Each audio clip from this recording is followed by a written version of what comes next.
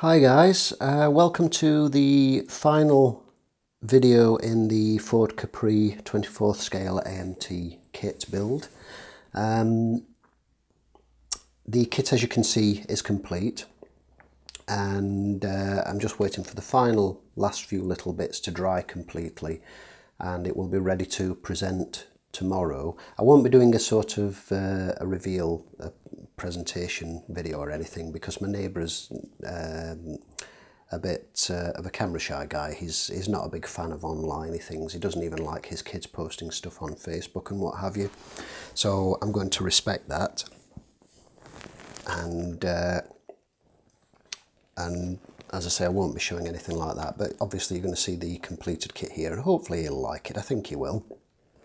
On a scale of 1 to 10 for kit accuracy, I would give this a 6 or 7.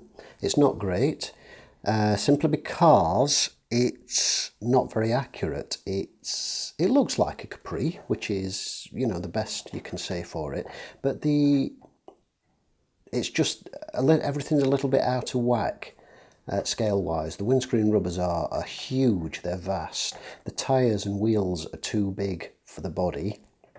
The wing mirrors, I think, look a bit silly. They're supposed to be racing wing mirrors, but I think they look a bit silly, really. They just don't fit, and it's just a little bit off. The bumpers, the front and rear bumpers, they don't look bad from the front, but the front one, for example, looks like it should have, you know, these should extend back a little way, and pretty much everything. I'd give this about a 4 or 5 out of 10 for build, because pretty much everything on this model needed a lot of fettling, an awful lot of fettling to fit. The body tub had to have a great big chunk, about 3 or 4 millimeters, cut out of the front to make the body tub rather had a big chunk cut out of it to make the body shell fit on it correctly. And I pity anybody that built this as a kid and just kind of painted it and threw it together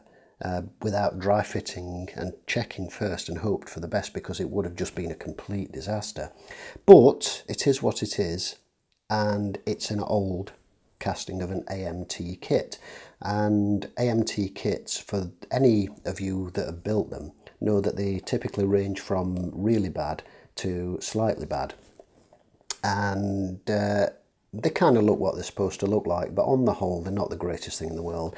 Now, admittedly, we've been spoiled by offerings from, you know, some of the newer Revell kits, and especially Tamiya kits, which practically fall together. They're so well moulded, so we're kind of spoiled a little bit by those.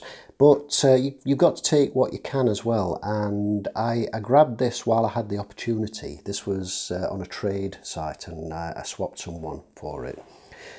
Because I've never seen, or that's not true actually, I have seen another Capri, but the only other Capri I've ever seen, I think it's a Revell kit, and it's a racing one, and it's got big skirts and nose spoilers and decals everywhere and everything, and it's practically unrecognisable. The only way you can really see it's a Capri is because of this curve at the back here of the window, and you can't really tell it's a Capri at all. And I prefer road-going vehicles, civilian sort of road-going vehicles, to race type things anyway. And obviously I saw this and I thought, oh great, you know, Capri, my neighbour, would be ideal to make for him. So I've never actually seen another Capri kit. I don't know if there are any others. If anyone knows of any, it'd be interesting, so let me know. So yeah, it was a bit of a pain to build, but on the whole I'm quite pleased with it. I am. It's not bad at all. It could have been better. I could be happier with it, but it's not bad. But we'll just have a sort of a quick look round, so you can see, let's say, if you look at the side, you can see how the wheels look in the wheel arches. You can see that they just look far too big. It's like they've come off a muscle car kit that's too big for the Capri, and they've just kind of thrown them in the box rather than mould some fresh ones.